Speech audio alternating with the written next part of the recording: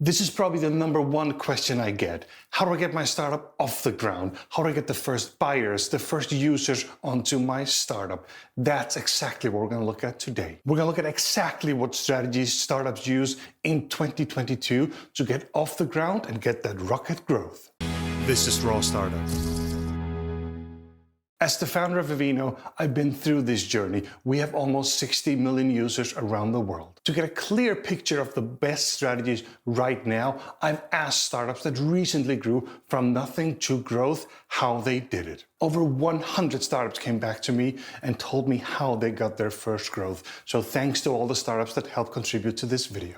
In the video, we look at 12 strategies for growth, and then we rank them so you know exactly what works the best right now. We start by looking at all 12 strategies, but then we split it up. So we look at B2C and B2B separately, as they might have very different strategies. Basically, you'll see exactly how startups grow in 2022, so stay tuned for that. So how do we do the research? We asked the startups to give us the 3 best strategies that worked for their growth. So pick the 3 strategies that work the best for you. Obviously, the full list of strategies is super interesting, but it becomes really, really interesting when we see how they rank, what actually works, and what works in B2B and what works in B2C. With that, let's get going. Number 12, launch sites like Product Hunt and Beta List at 4%. With only 4%, this is definitely a niche thing, not something a lot of startups do, but a few of them do and it works for them, but only 4%.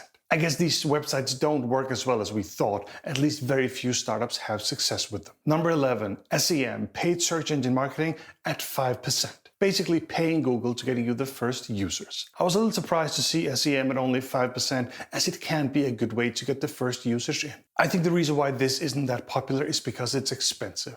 It just costs a lot to use SEM these days, and most startups don't have a lot of money. Number 10, influencer creator marketing and endorsements at 7%. This one does get a lot of buzz. Can you get a celeb or an influencer to talk about your product? But at 7%, it is very, very small.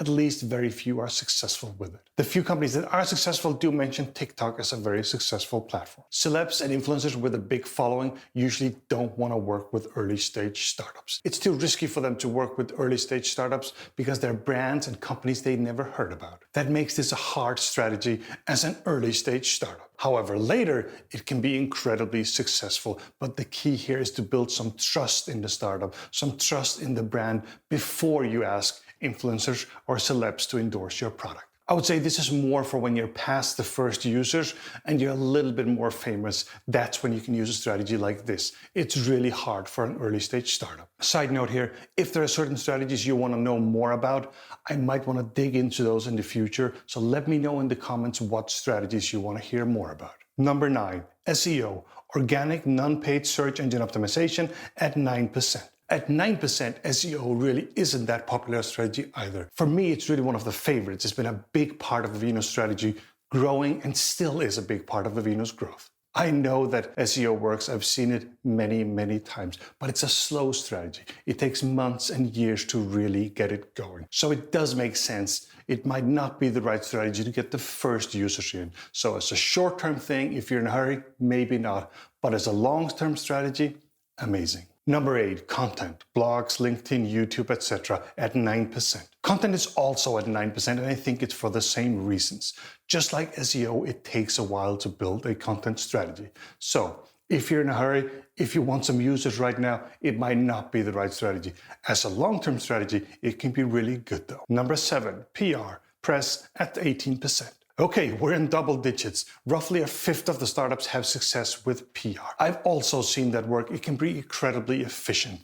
You get a little bit lucky and suddenly you have the users coming in. For Vivino, it also worked really well. It was a big part of our growth strategy from day one. Okay, another side note here. If you have stories about specific strategies, let me know in the comments. I might use them in future videos. Number 6, organic social media, posts on social media at 19%. Around a fifth of the startups have success with social media posts, clearly a strategy that still works. A lot of startups mention TikTok here, so don't ignore these new platforms. They're very, very strong. And we are in top 5. Number 5, paid advertising on networks, Facebook, Instagram, etc. at 22%. At 22%, paid advertising is a very popular strategy and it works well, but be careful, it can be really expensive. SEM, search engine marketing, is similar to this, but it's actually usually more expensive. So this kind of advertising is usually cheaper. This is a great way to get the ball rolling. You can be super specific on geography or specific niches you want to go for. But be careful, it can be expensive and it's tempting just to keep going. Number 4, strategic partnerships at 38%. Okay, surprise here. This is bigger than I expected. The startups are saying loud and clear that this is a very, very good strategy.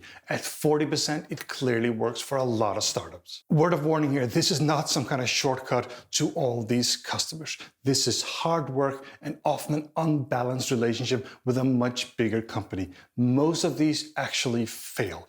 It's really, really hard to get this working. So be careful and make sure it isn't your only strategy. With Vivina, we've done multiple partnerships with the biggest companies in the world, like here with Amazon. And honestly, none of them have been a really big driver of our growth. Number 3, word of mouth, product-based growth at 41%. When you build a fantastic product, people will talk about it and it will give you growth. In the early stage, it says only 41%. In the long run, it should be 100%.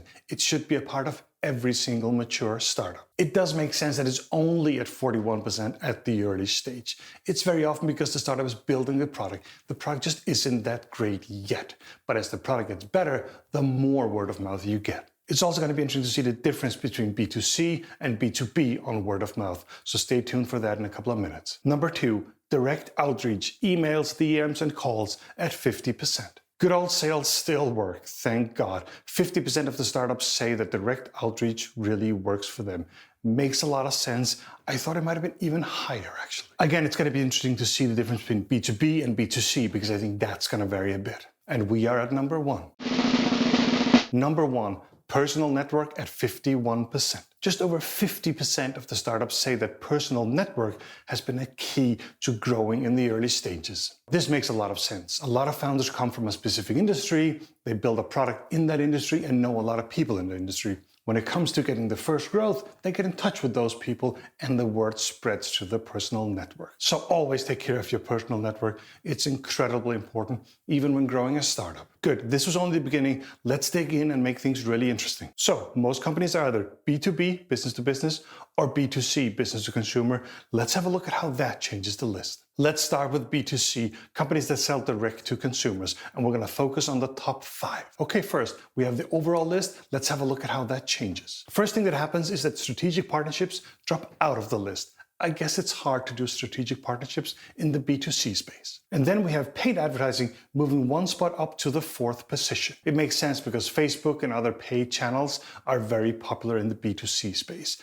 But be aware they've become really expensive lately. Direct outreach was number 2 on the list, but moves all the way down to the 5th position. It's not easy to build a B2C business on direct outreach. Personal network moves down 1 spot to number 2, loses the number 1 position. Interesting race for number 1 here, I guess. Before we get to number 1, let's take the word of mouth and move it out of the list because PR takes that position as number 3. PR is fresh on the list because PR wasn't on the top 5 overall before. So who takes the number 1 position? Word of mouth does. Even at this early stage, when you build a B2C product, you need some word of mouth. You need some buzz around your product. That leaves us with this list for a B2C product. So if you do a B2C product, you should really be successful with some of these strategies. Great, let's move into the B2B space. Although in the research there was a 50-50 between B2B and B2C, the total list and the B2B list are not that different. Interesting thing here is that the percentages change quite a bit. So let's dig into that. Number 5, still the same, paid advertising. Now 3 and 4 swap spaces. Word of mouth is still important, but not as important when you do a B2B startup. Finally, number 1 and 2 swap places. So direct outreach becomes the number 1 thing to do if you do a B2B startup. No real surprise there. The interesting thing here is that almost 70% of the startups say they do direct outreach successfully. I'll go as far as to say that if you do a B2B startup, you want to do direct outreach. It's almost a requirement for growth in the B2B space. And this is what the full list looks like. Okay, please put your own growth stories in the comment. And if there are certain strategies you want to hear more about, put that in the comments too. If you want more content just like this, please consider pressing like and subscribe so you won't miss any future videos. Thank you very much for watching Raw Startup. Now stop watching, go build something.